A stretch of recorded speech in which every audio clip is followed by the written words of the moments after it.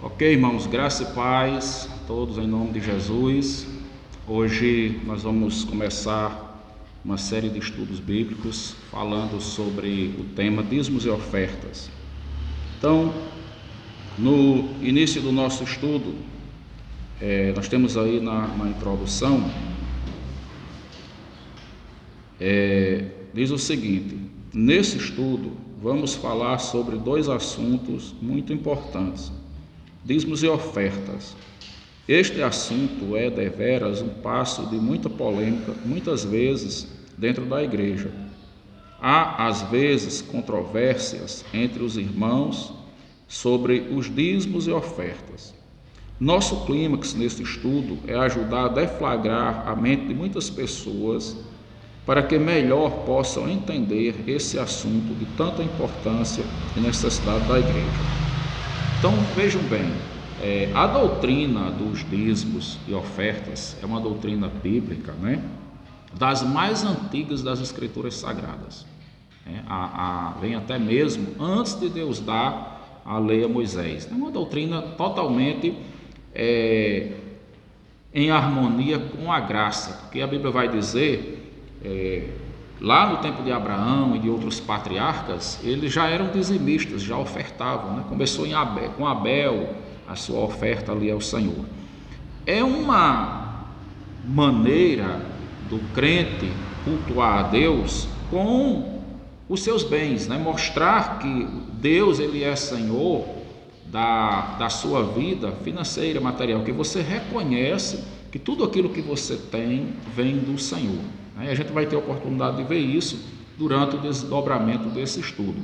Porém, muitas pessoas hoje, quando você vai falar de questões financeiras, de dinheiro, o coração das pessoas muitas vezes movido pelo materialismo, pelo apego aos bens materiais, impede que as pessoas entendam que a obra de Deus ela tem um lado que é espiritual e tem um lado que é financeiro, Por exemplo, a gente está aqui nessas instalações, aqui nós temos todo mês despesa de energia, de água, material de limpeza, de zeladora, fora essas outras comodidades que a gente tem, A questão dos equipamentos eletrônicos, se às vezes precisa comprar um ventilador, se às vezes precisa fazer um conserto em algo na igreja, Um trabalho com pedreiro, pintura, enfim. Tudo isso são coisas que demandam recursos financeiros. Então, para que servem os dízimos e as ofertas na igreja? Para tudo isso que está relacionado à obra do Senhor, E também para se investir na obra missionária que acontece lá fora, Que acontece em outras cidades, em outros estados, em outros países até.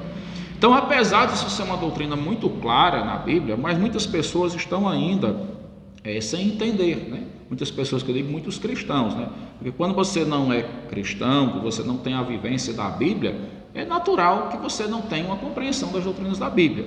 Mas o pior é que muitos cristãos não têm. Então, muitas vezes se torna um tema de controvérsias, Tem aqueles que acham que é certo dar o dízimo e as ofertas, outros dizem Deus não precisa de dinheiro, Porque Deus é tudo, Deus não precisa de nada. Só que a Bíblia realmente ela vai mostrar Deus ele não precisa de dinheiro, mas a obra missionária, a obra do Senhor na terra, ela é feita com recursos materiais, sim, E o espiritual, que é a ação de Deus em trabalhar para converter as pessoas.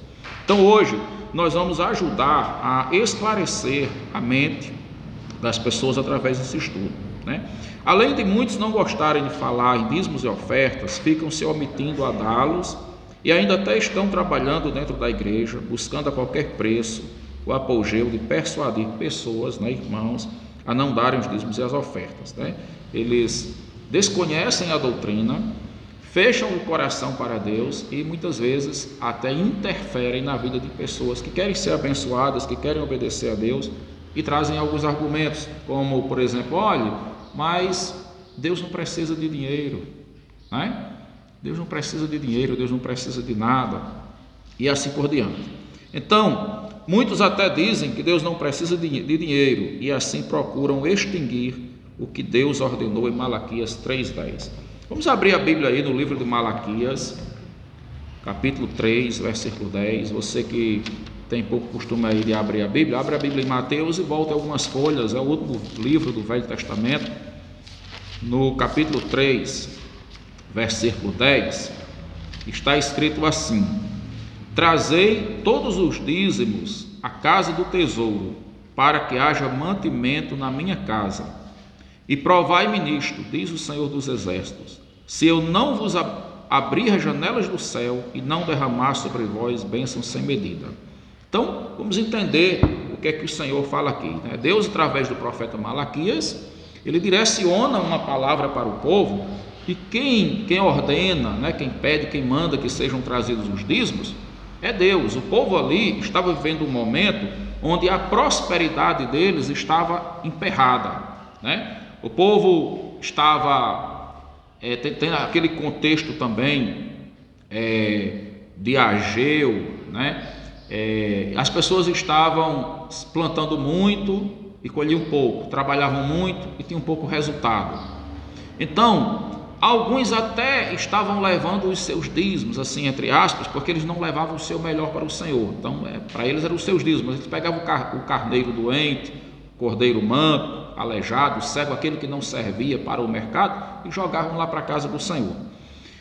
E essa infidelidade deles, ou por oferecerem algo impuro a Deus, ou por não honrarem a Deus com nada, fez com que Deus não abençoasse a prosperidade deles. E eles, logicamente, vão começar a perceber que tinha algo errado, né? Assim como, de certeza, acontece esse algo errado na vida de todos aqueles que são contrários à doutrina dos dízimos e ofertas. O desafio, você não vai ver nenhum crente que nega a doutrina dos dízimos e ofertas para ele ser um crente abençoado. Não vai ter. Porque Deus não vai abençoar aquele que está contra a sua palavra, né? Então, o que acontece? Deus vai e diz assim: trazei todos os dízimos. Você vê aí o verbo trazer, né, conjugado na segunda pessoa do plural, no imperativo afirmativo: trazei vós, né? Então ele está dizendo: tragam todos os dízimos à casa do tesouro. Então, o que é a casa do tesouro? É o templo, é a igreja, né? Para que haja mantimento na minha casa. Então, esse para que aí, ele vai ter a função de quê? De uma conjunção subordinativa final, existe uma finalidade, né? Qual o objetivo de se trazer? Para que eu vou pegar os meus dízimos e vou levar? Para que haja mantimentos na minha casa. Então, a casa de Deus, e aí envolve a obra de Deus, o trabalho do Senhor, ela tem dois lados, como eu já falei para vocês, né? Tem o lado espiritual, que é Deus quem faz, é o Espírito Santo quem convence o homem do pecado, da justiça, do juízo, é Ele que opera a conversão na vida das pessoas quando os pregadores pregam.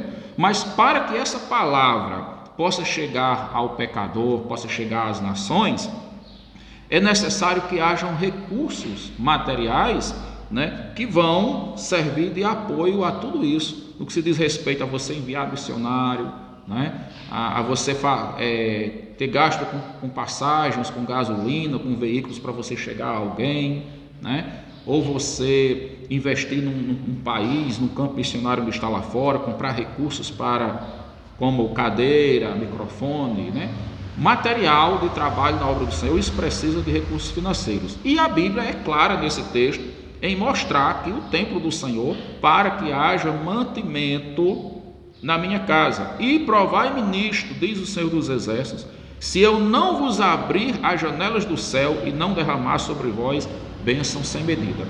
Deus faz uma promessa.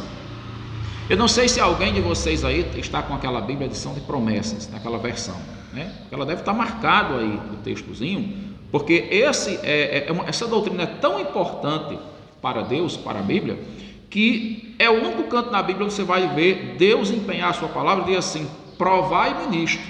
Deus manda que você prove a Ele, no caso dos dízimos e ofertas. Em outros momentos você vai ver lá no livro, por exemplo, de Êxodo, de Deuteronômio, a Bíblia vai dizer que quando você tenta provar a Deus, é uma tentação.